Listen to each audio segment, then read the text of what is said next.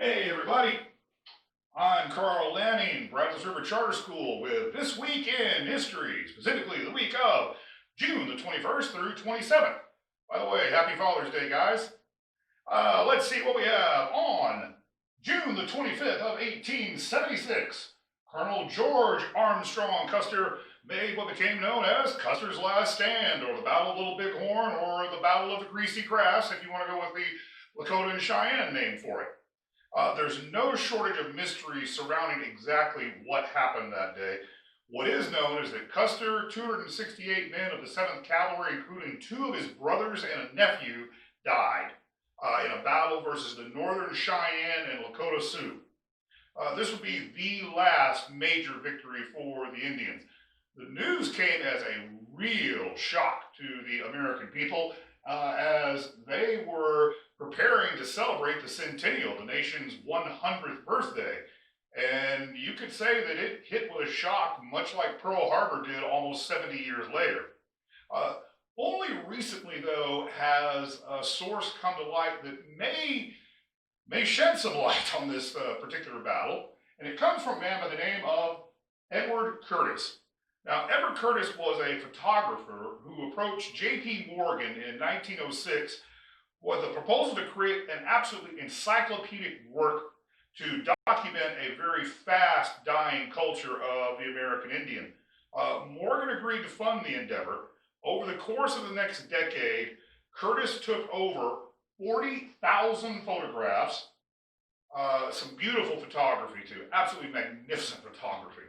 40,000 photographs, made over 10,000 wax cylinder recordings of Indian languages, songs, and descriptions of life by over 80 different tribes in their own words.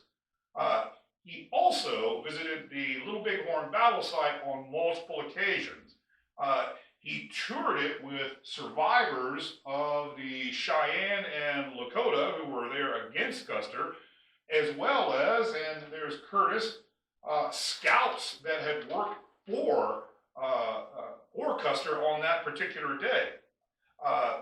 His conclusion was that Custer's defeat was due to, in his words, recklessness, poor leadership, ego, and a failure to follow orders.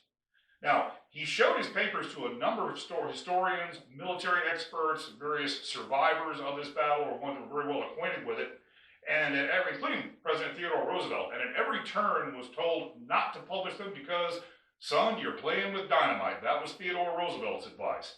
Now, the dynamite that he was talking about was Libby Custer, Custer's widow, who didn't die until 1933 and made it her life's work to protect her husband's reputation. She was a very well-connected and very formidable woman.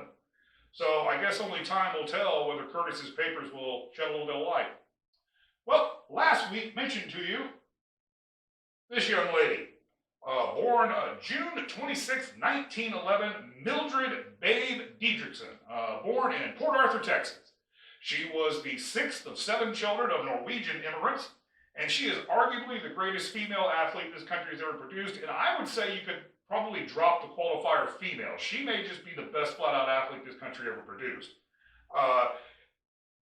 She excelled in pretty much everything she ever tried. You name it. She excelled in basketball, swimming, diving, bowling, baseball. She is regarded as holding the record for the longest documented baseball thrown by a woman, 300 feet from center field to home plate.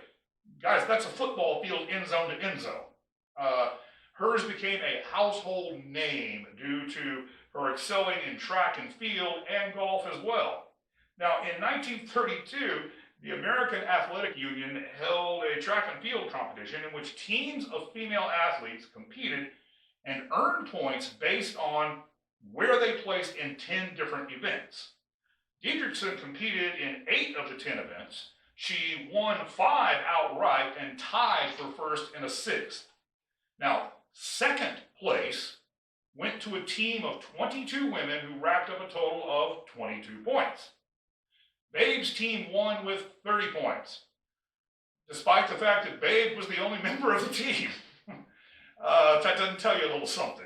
Now, in the 1932 Olympics, in which she competed as well over in Los Angeles, women were only allowed to compete in 3 events, but Babe set 4 world records by setting a record and then breaking her own. She won the javelin, the 80-meter hurdles twice, and should have won the high jump, but was reduced to winning the silver because the judges said she used an illegal form. Instead of going over head first as they did then, she did sort of something that looked a little bit like the Fosbury flop that you see today, where they go over actually backwards. But to this day, she is the only athlete, male or female, to win individual Olympic medals in a running, throwing, and jumping event. She then decided to take up golf. Besides helping to found the LPGA, Dietrichson won 17 straight amateur titles, a feat that has never been equaled by anyone. By 1950, she had won every golf title available with either an amateur or professional tag on it for a total of 82 tournaments. Sadly, her life was cut short by colon cancer in 1945. That's what killed her. So, Babe Dietrichson, heck of an athlete. Well, thank you guys. But just to let you know what's coming up next week, there have been a grand total of 2 father-son winners of the Medal of Honor. Next week, we'll meet one of them. Thank you. I'm Carl Lanning, Brazos River Charter School, and we look forward to seeing you right here next week.